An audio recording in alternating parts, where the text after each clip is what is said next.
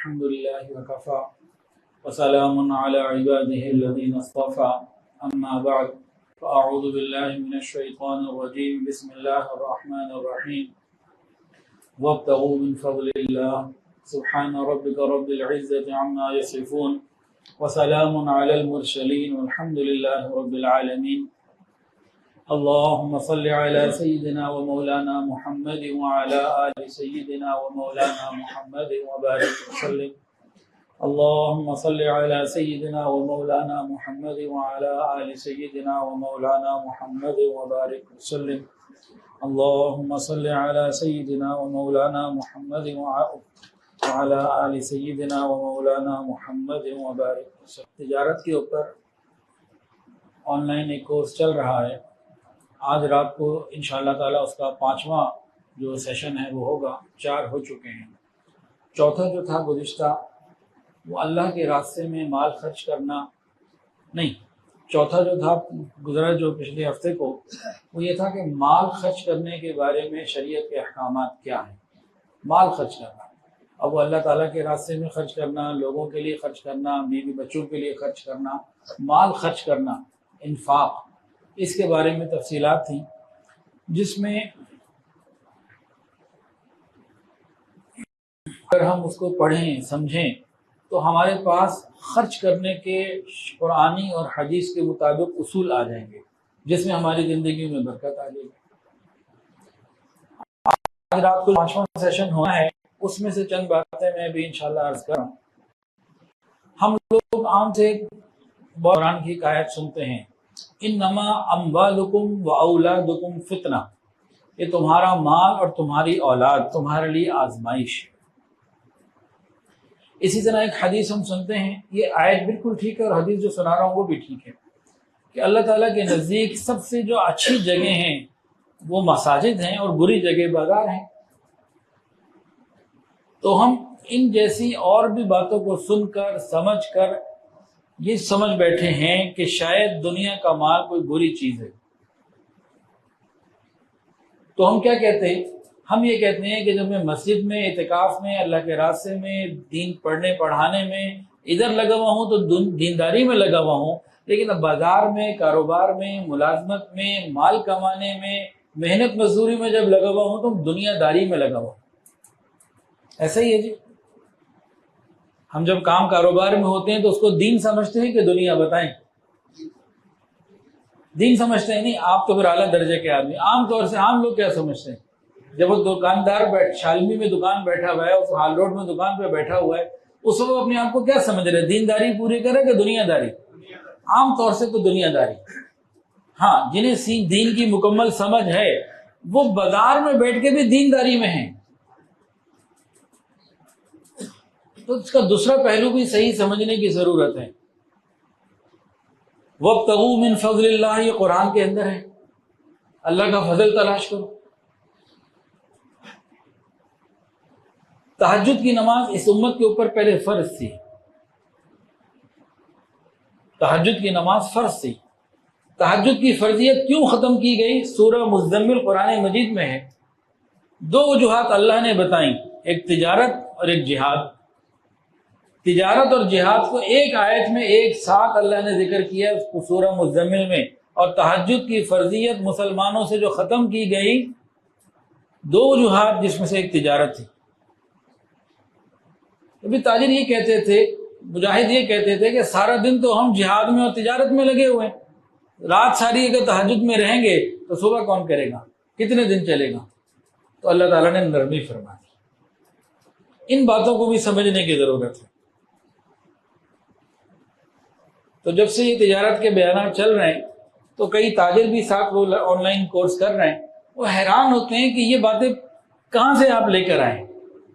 میں کہتا ہوں یہ میری باتیں تو نہیں، اللہ اور اس کے رسول کی باتیں 1400 سال سے چلی آ رہی ہیں۔ ہم اسلام کو جو نا پائپ لائن اپروچ سے دیکھتے ہیں۔ ہم اسلام کو کیسے دیکھتے ہیں؟ Pipe line approach. دیکھیں، ابھی میں دیکھ رہا ہوں نا، مجھے پوری مسجد نظر آ رہی ہے، چھت بھی، یہ سب لوگ ماشاءاللہ لوگ بیٹھے ہوئے ہیں اور پورا ایک خوبصورت ماحول پاکیزہ نظر آ رہا ہے۔ اور میں جب 6 فٹ کا پائپ منگوا لوں اور وہاں سے دیکھوں تو کیا نظر آئے گا؟ یہ سارا ختم ہو جائے گا، تھوڑا سا کچھ نظر آئے گا۔ دین مکمل نظام ہے، جہاں شریعت کے اندر خروج فی تعلیم بھی ہے، وہیں شریعت کے اندر خروج فی الجہاد بھی ہے، اسی شریعت کے اندر خروج فی تبلیغ بھی ہے، اور واللہ العظیم اسی شریعت میں بخاری شریف کے اندر باب ہے باقاعدہ خروج فی تجارہ، تجارت کے لیے بھی خروج ہے۔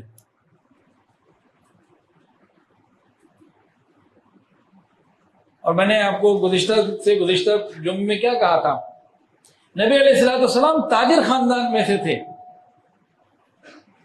آپ کے باپ دادا والد کا جب انتقال ہوا تو کیا کرنے گئے تھے؟ تجارت کے قافلے میں ساتھ گئے تھے۔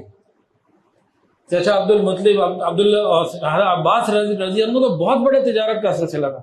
قرآن لیلاف قریش کے اندر ہے کہ نبی علیہ الصلوۃ والسلام کے بڑوں نے، جد امجد دادا پر دادا نے باقاعدہ قیصر روم اور قیصر کسرا والوں کے پاس جا کے باقاعدہ معاہدے کیے تھے۔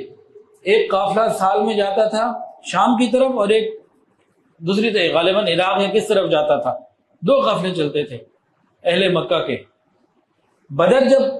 جنگ بدر جب ہوئی تو سامنے کیا تھے؟ تاجروں کا ایک قافلہ تھا۔ قریش سارے تاجر تھے، خلفائے راشدین چاروں کے چاروں تاجر تھے۔ حضرت عائشہ صدیقہ رضی اللہ عنہ فرماتی ہیں کہ حضرت ابوبکر صدیق رضی اللہ تعالیٰ عنہ قریش کے بڑے تاجر تھے، ان کی کپڑے کی دکانیں تھیں مکہ میں، اور مدینہ طیبہ میں عوالی کے مقام پر ان کے کپڑے کا کارخانہ تھا، وہاں کپڑا بنتا تھا۔ تو تجارت بھی دین ہے۔ اب جو بات کرنے لگا ہوں نا انتہائی اہم، توجہ سے سنیں گے تو سمجھ میں آ جائے گی۔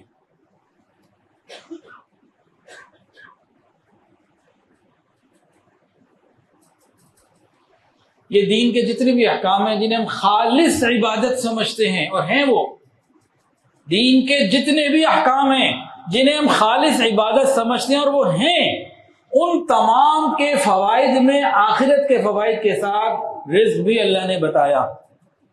نماز کے فضائل بتاتے ہیں تو کیا بتایا جاتا ہے؟ اللہ رزق میں اضافہ دیں گے۔ نماز عبادت ہے یا دنیا داری؟ خالص عبادت لیکن رزق کا فائدہ۔ حج عمرہ عبادت ہے یا دنیا داری؟ بتائیں نا، عبادت ہے نا۔ فرمایا کہ حج عمرہ کثرت سے کرنے والوں کا فقر دور ہو جائے گا، تنگی دور ہو جائے گی۔ روزہ عبادت ہے یا دنیا داری؟ عبادت روزہ، فرمایا روزہ رکھنے والے کو رزق میں اضافہ دیں گے، آخرت کے ثواب اپنی جگہ۔ یہ خالص وہ اعمال جو خالص عبادت ہے، اس میں بھی کہیں نہ کہیں اللہ معاش کا ذکر لا رہے۔ تقوی یہ عبادت ہے یا نہیں؟ فرمائے تقوی والوں کو تو وہاں سے دیتے ہیں جہاں سے اسے گمان بھی نہیں ہوتا۔ اللہ کے راستے میں خرچ کرنا، فرمایا 10 گنا ملے گا۔ اللہ کے راستے میں خرچ کرنا عبادت ہے یا دنیا داری؟ وہاں میں مل رہا ہے۔ اس بات کو سمجھنا ہے، کامل ترین جو عبادات کے ہمارے احکامات ہیں ان کے اندر آخرت کے فائدوں کے ساتھ اللہ نے دنیا کے فائدے بھی رکھے۔ بالکل اسی طرح اس کا عکس وہ کیا ہے کہ دنیا کے جتنے کام ہیں، ہماری تجارت، زراعت، ملازمت، ان کے احکامات ایسے ہیں کہ جس سے دین کو تقویت ملتی ہے۔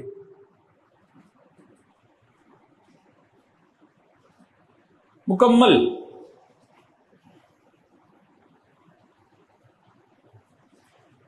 ایک صحابی تھے جمیع رضی اللہ تعالی عنہ، انہوں نے نبی علیہ السلام سے پوچھا، یا رسول اللہ سب سے بہترین کمائی کون سی ہے؟ سب سے بہترین کمائی کون سی ہے؟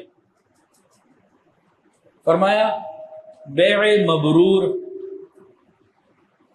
بیع مبرور، اب ہم لوگوں نے حج مبرور تو بہت سنا ہوگا، بیع مبرور شاید کئی لوگوں نے پہلی مرتبہ سنا ہو، یہ بھی آقا کی مبارک زبان سے ادا ہوا۔ وہ کیا حدیث ہے؟ الحج مبرور لیس لہ جزاء الا الجنہ کما قال علیہ الصلوۃ والسلام۔ اس کا مفہوم کیا ہے کہ حج مبرور کا بدلہ جنت کے سوا کچھ نہیں۔ تو حج مبرور تو ہم سب نے سنا ہوگا، بیع مبرور ہم میں سے بعض نے شاید آج پہلی مرتبہ سنا۔ حج مبرور کی شرائط ہیں، علامات ہیں، اس کی تفصیلات ہیں، تو بیع مبرور کی بھی تفصیلات ہیں۔ وہ کیا ہیں؟ بہت سادہ سی، سچائی کے ساتھ، دیانت کے ساتھ، مال حلال مال کمانا۔ کیوں؟ کہ میں اللہ کے اور اپنے جو حقوق میرے اوپر مال کی وجہ سے آتے ہیں وہ ادا کر سکوں۔ اس میں حقوق اللہ بھی ہیں، حقوق العباد بھی ہیں۔ مال کمانا برائے مال نہیں، مال کمانا برائے ادائیگی حقوق، تو یہ بیع مبرور ہو گئی، حلال ہو، سچائی اور دیانت کے ساتھ ہو تو بیع مبرور۔ نبی علیہ السلام فرما رہے ہیں، حضرت عبداللہ ابن عباس رضی اللہ تعالیٰ عنہما، دہلوی نے روایت نقل کی ہے، فرماتے ہیں کہ تمہیں تاجروں کے ساتھ خیر کا، برتاؤ کا، اچھا خیال رکھنے کی وصیت کرتا ہوں۔ تاجروں کا خیال رکھو، ان کی دیکھ بھال کرو، ان کے ساتھ بھلائی کرو، کیونکہ یہ لوگ زمین پہ اللہ تعالیٰ کے ڈاکیے ہیں اور امین ہیں۔ اللہ ان کے ذریعے رزق اتارتے ہیں اور مخلوق میں تقسیم ہوتا ہے، یہ تاجروں کا مقام ہے۔ اللہ اکبر کبیرہ۔ امام مالک رحمۃ اللہ علیہ نے روایت کیا ہے، حضرت عمر فاروق رضی اللہ تعالی عنہ، حضرت کون؟ عمر فاروق رضی اللہ عنہ نے فرمایا کہ تجارت کو ضروری سمجھو، تجارت کو ضروری سمجھو، ورنہ یہ سرخ لوگ جو عجمی ہیں تمہارے بازاروں میں آ گئے ہیں، یہ چھا جائیں گے۔ اب اگلی بات اس کو اور میں واضح کرتا ہوں۔ حضرت عمر فاروق رضی اللہ تعالیٰ عنہ مدینہ طیبہ کے بازار میں آئے جب آپ امیر المومنین تھے اپنے خلافت کے زمانے میں، وہ بازار جو رسول اللہ صلی اللہ علیہ وسلم نے جس کی بنیاد رکھی تھی، میں 2-3 جمعے پہلے اس کا شاید یہاں عرض کر چکا ہوں، مسجد نبوی کی بنیاد بھی نبی علیہ السلام نے رکھی، مدینہ کے بازار کی بنیاد بھی نبی علیہ السلام نے خود رکھی تھی کہ یہود کے تسلط سے نکلے امت، وہاں تسلط تھا ان کا اس زمانے میں۔ حضرت عمر آئے بازار میں، دیکھا تو یہ دیکھا کہ بازار میں جو لوگ کاروبار کر رہے ہیں یہ سارے عجمی۔ یہ عجمی کون تھے؟ جو غلام قید ہو کے آتے تھے اور مسلمانوں کے غلام تھے، وہ تو کاروبار تم کرو گھر بیٹھے۔ حضرت عمر نے جب اس ساری چیز کو محسوس کیا تو بڑے فراست والے تھے، بڑے ان کے اندر تو ایک دم ایک الارم جیسے ہوا، بڑے غمگین ہوئے، اور جب واپس آئے تو جب بڑے بڑے صحابہ اور خواص لوگ جب جمع ہوئے تو آپ نے اس غم کا اظہار کیا، کہا یہ کیا کہ میں بازار میں دیکھ رہا ہوں کہ ہمارے لوگ مقامی یہ مال والے یہ کاروبار نہیں کر رہے، کاروبار تو دوسرے کر رہے ہیں۔ تو انہوں نے کہا کہ امیر المومنین بات اصل میں یہ ہے کہ ان کے پاس اتنا مال آ رہا ہے، مال غنیمت کا، دن رات تو مال آ رہا ہے۔ حضرت عمر کے زمانے میں اتنا مال آیا، پہلے سال میں ایک دفعہ وہ خزانہ خالی کرتے تھے، تقسیم کرتے تھے، پھر اتنا بڑا کہ ہر مہینے خزانہ خالی کرتے تھے، لوگ وہ آتا چلا جا رہا ہے، دیتے چلے جا رہے ہیں، اس کے بعد ہر جمعے کو خزانہ خالی کرتے تھے، اتنا مال آتا تھا۔ انسان کا خرچ اگر اللہ کے حکم کے مطابق ہو تو اللہ کا وعدہ ہے، وما انفقتم من شیء فهو یخلفہ، میرے بندو تم میری مرضی کے مطابق خرچ کرو، میں تم اس کا بدل عطا کروں گا۔ آتا چلا جا رہا ہے، اس کا نقصان مسلمانوں کو کیا ہوا؟ نہیں ہونا چاہیے تھا، ان کی غلطی تھی،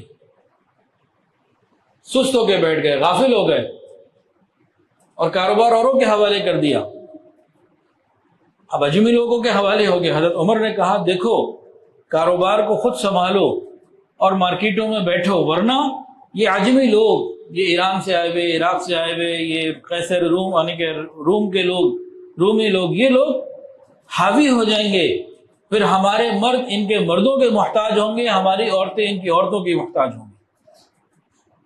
یہ حضرت عمر فاروق رضی اللہ تعالیٰ عنہ کی اسٹیٹمنٹ بتا رہا ہوں معاشیات کے حوالے سے۔ اور پھر وہی ہوا کہ مسلمانوں کو خوب مال آتا رہا، یہ اپنے آرام سے بیٹھے رہے اور غیروں کے ذمہ کام لگاتے رہے، اور غیر قومیں پھر وہ چھا گئی، مسلمان اس کے بعد ان کے تسلط میں آ گئے۔ حضرت رافع بن خدیج رضی اللہ تعالی عنہ روایت کرتے ہیں کہ نبی علیہ الصلوۃ والسلام سے پوچھا گیا کون سی کمائی زیادہ پاکیزہ ہے؟ کون سی کمائی بہت پاکیزہ ہے؟ نبی علیہ السلام نے فرمایا ہاتھ کی کمائی، ہاتھ کا مشغلہ، محنت مزدوری۔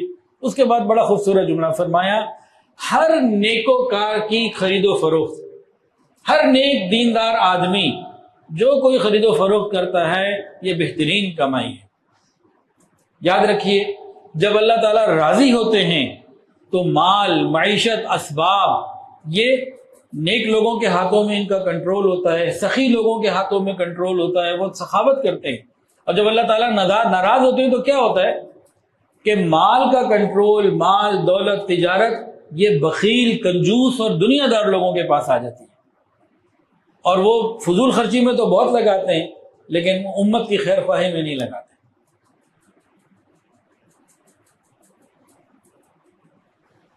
کپڑے کی تجارت اور عطر کی تجارت، خوشبو، یہ فریگرنس ہے، نبی علیہ السلام نے فرمایا اگر جنت میں اہل جنت کو تجارت کی اجازت ہوتی تو وہاں یہ کپڑے کا کاروبار کرتے اور عطر کا کاروبار کرتے، خوشبو کا کاروبار کرتے۔ جنت میں تو تجارت نہیں ہے لیکن اگر ہوتی تو وہاں کپڑے کی تجارت ہوتی اور عطر کی۔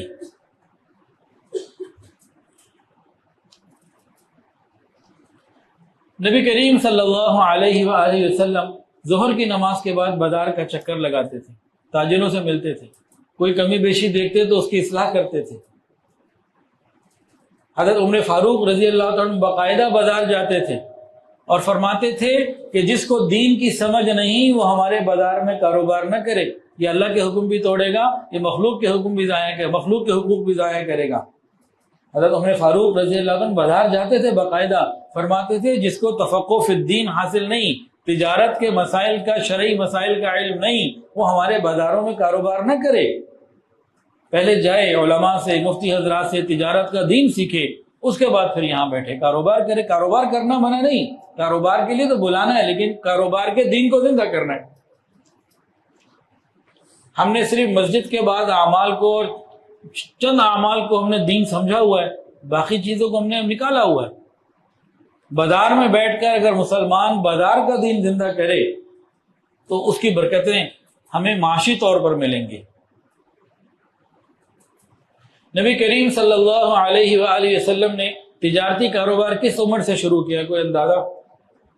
63 سال آپ کی عمر تھی، 40 سال کی عمر سے، 30، 25،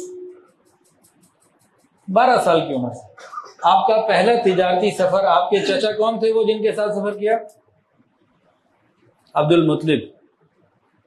نبی علیہ السلام تاجر خاندان میں سے تھے، آپ کے دادا بھی تاجر، آپ کے چچا بھی تاجر، اور آپ نے تجارت کے سفر کیے۔ پہلا سفر تو ہوا ابو طالب کے ساتھ جو آپ کے چچا تھے، تقریباً 12 سال عمر ہوگی، کوئی کم و بیش، کئی اور اسفار بھی ہوئے۔ ان سفروں میں ایک تو آپ تاجر خاندان سے تھے، اور دیکھیں بھئی جس کے باپ دادا چچا سارے تاجر ہوں تو تاجروں سے ملنے تاجر آئیں گے کہ نہیں آئیں گے؟ ان کے گھر کی شادیوں میں، دعوتوں میں کون آئیں گے؟ کہ انہوں نے کہیں جانا ہوگا، کسی سے مل ملاپ، تو ہر آدمی کا اپنے فیلڈ والوں سے رابطہ رہتا ہے نا۔ تو نبی علیہ السلام تو تجارت کو دیکھتے آ رہے ہیں، پھر جب آپ نے کی اور آپ نے اس میں جو کوتاہیاں تھیں، غلطیاں تھیں، ان کی اصلاح کی، امانت داری اور سچائی کے ساتھ تجارت کی۔ آپ کے پاس پیسے تو نہیں تھے، لوگوں کا مال کرتے تھے، تو کیا ہوا؟ پورے مکے میں آپ صادق اور امین مشہور ہو گئے۔ ایک بات عرض کروں، نبی علیہ السلام کو صادق اور امین کا لقب نماز کی وجہ سے ملا ہے؟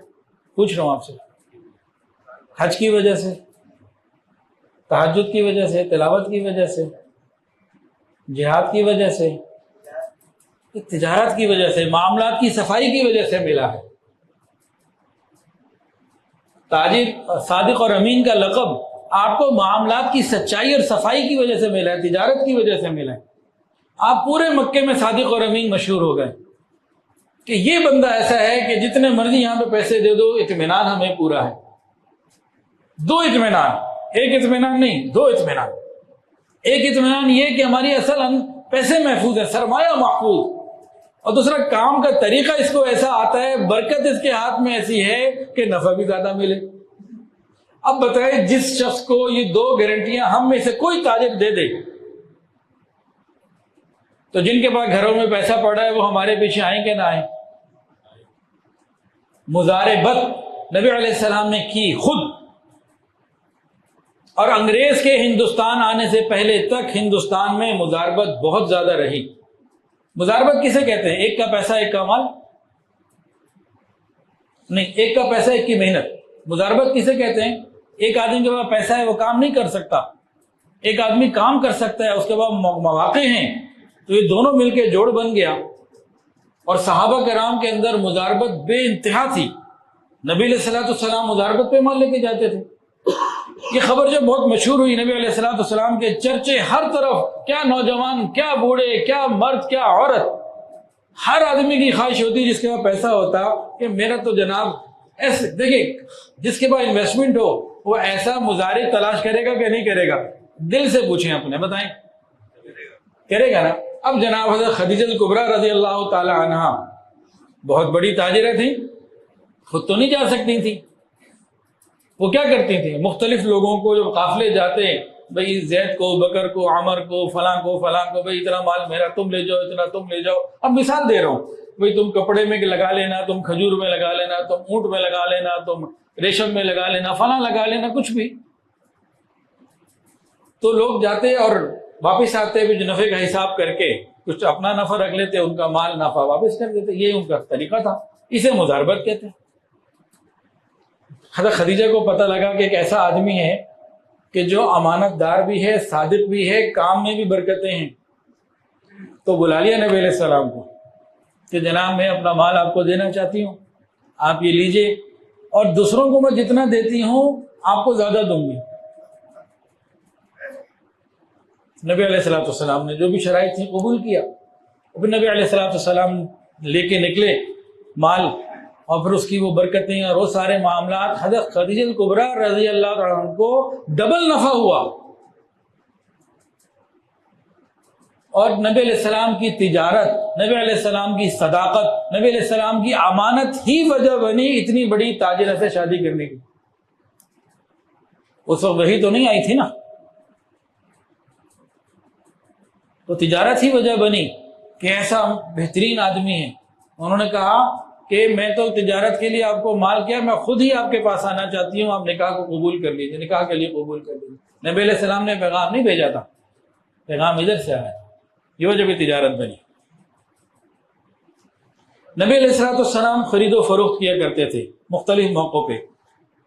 عبداللہ بن عمر رضی اللہ عنہ فرماتے ہیں کہ ہم سفر میں ساتھ جا رہے تھے، میرے والد حضرت عمر بھی تھے، نبی علیہ السلام بھی تھے. تو نبی علیہ السلام نے ایک اونٹ خریدا میرے والد سے، کہا عمر یہ اونٹ مجھے بیچ دو. انہوں نے کہا یہ آپ کا ہو گیا، پیمنٹ ہوتی رہے گی، یہ آپ کا ہو گیا. پھر نبی علیہ السلام نے بعد میں پیمنٹ ادا کر دی. حضرت خالد بن حوضہ رضی اللہ عنہ فرماتے ہیں، ترمذی شریف کی روایت ہے، کہ میں آپ کو وہ بیع نامہ پڑھ کے نہ سناؤں جو نبی علیہ السلام نے میرے لیے لکھوایا تھا؟ ہاں جی دکھائیں. تو اس میں یہ لکھا ہوا تھا کہ میں خالد بن حوضہ رضی اللہ عنہ نبی علیہ السلام سے باندی یا غلام کو خریدا. تو خالد بن حوضہ رضی اللہ عنہ بیٹھے بیٹھے انہوں نے کہا میں تمہیں نبی علیہ السلام کا بیع نامہ نہ دکھاؤں؟ جی دکھائیں، برکت کے لیے لوگوں نے کہا دکھائیں.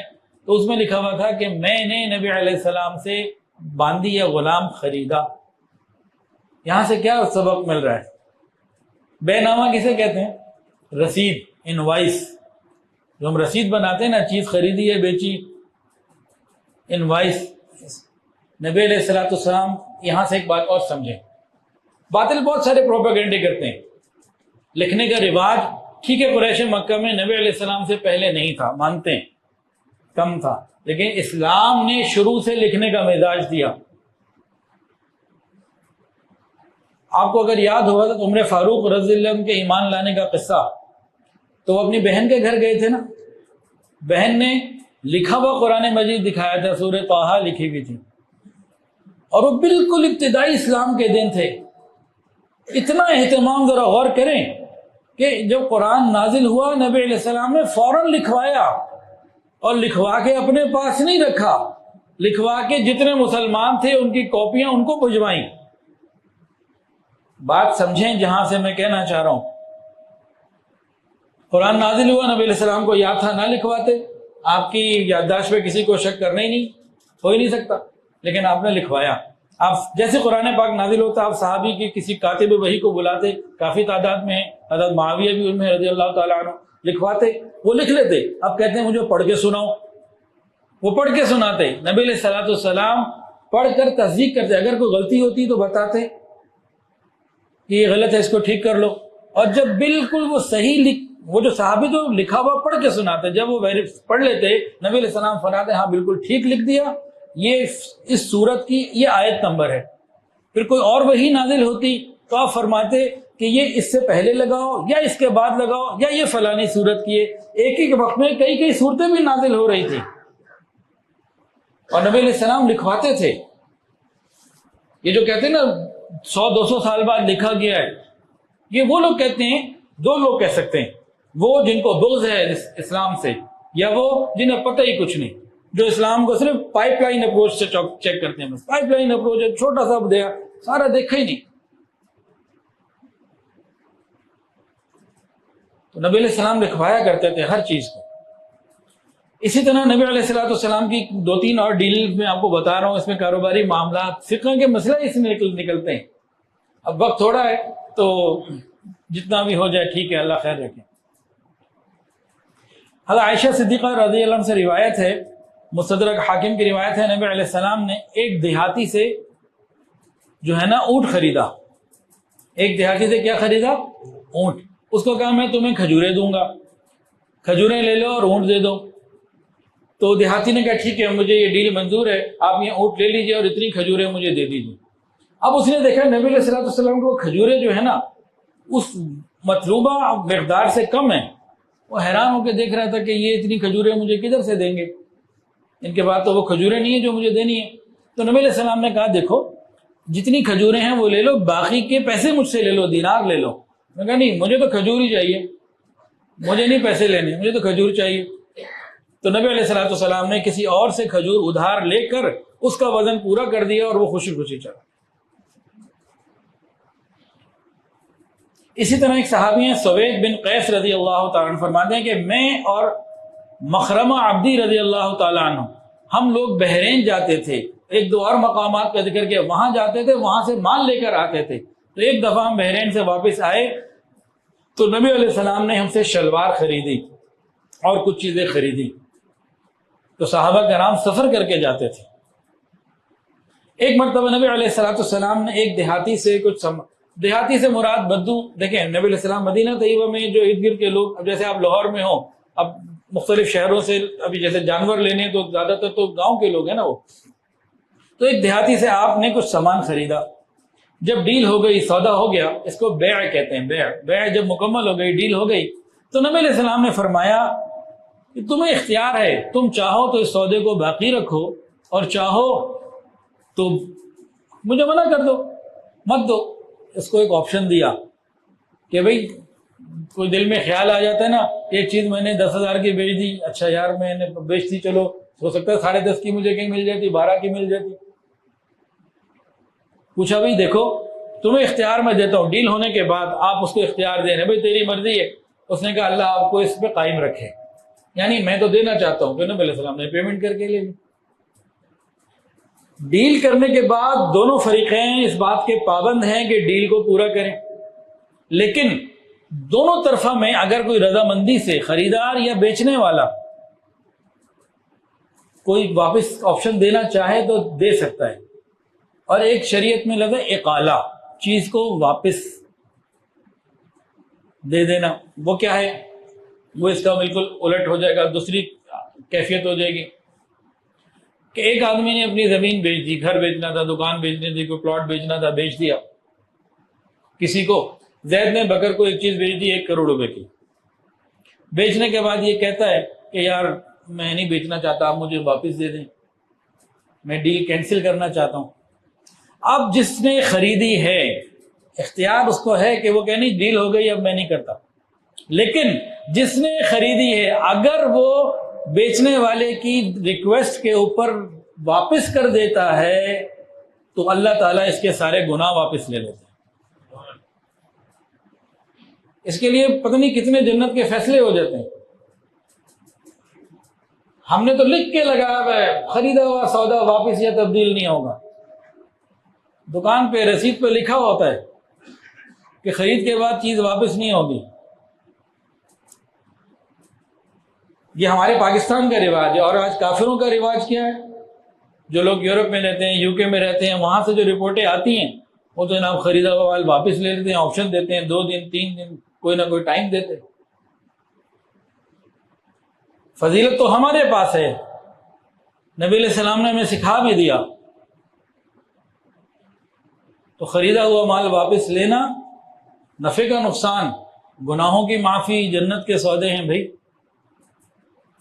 جب تجارت میں تجارت کے دین کو زندہ کریں گے تو زندگیوں میں برکتیں آئیں گی۔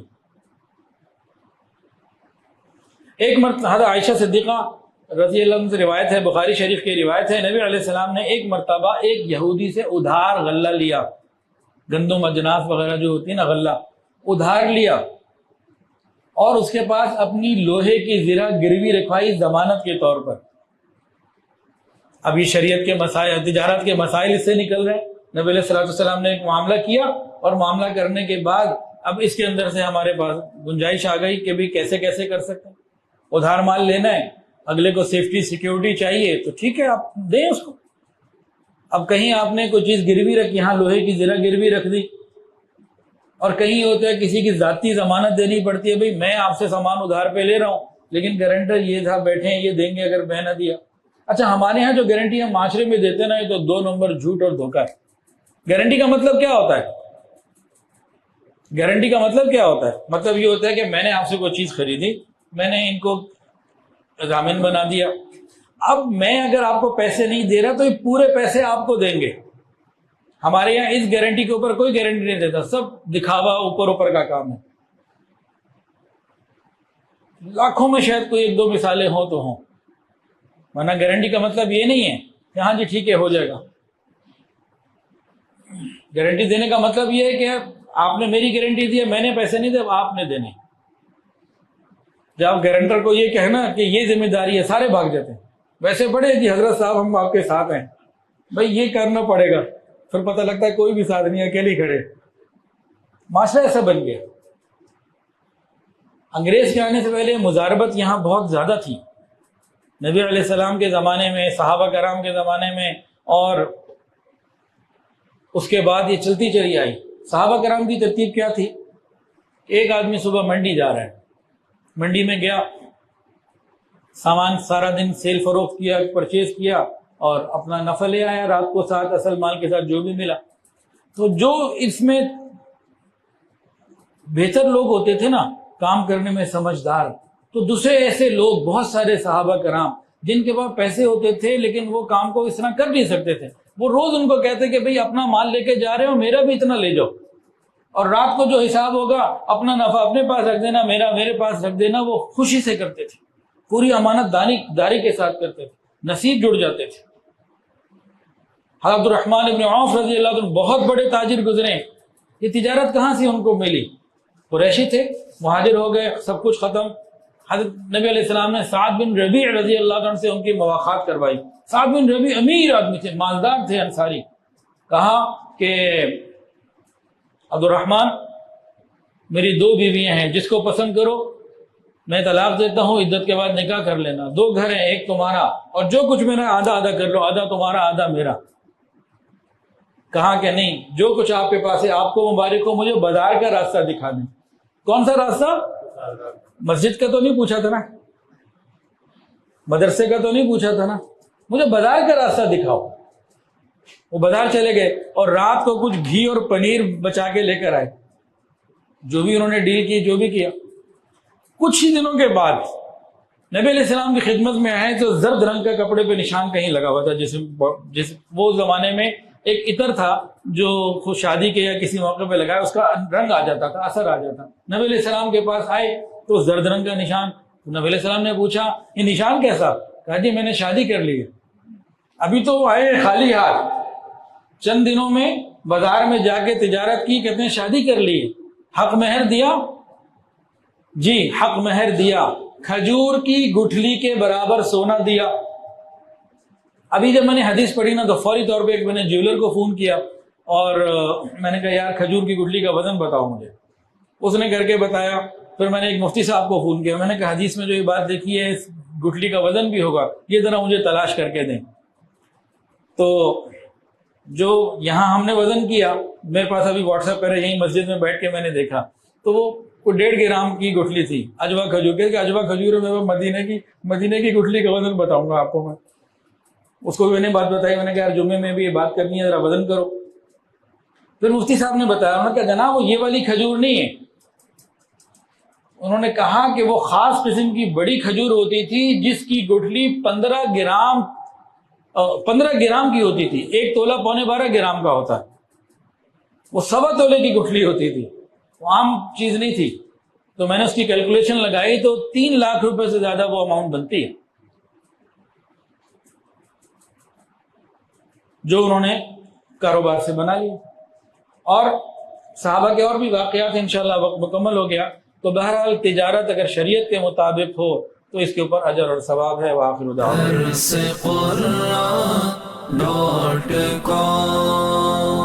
www.darsequran.com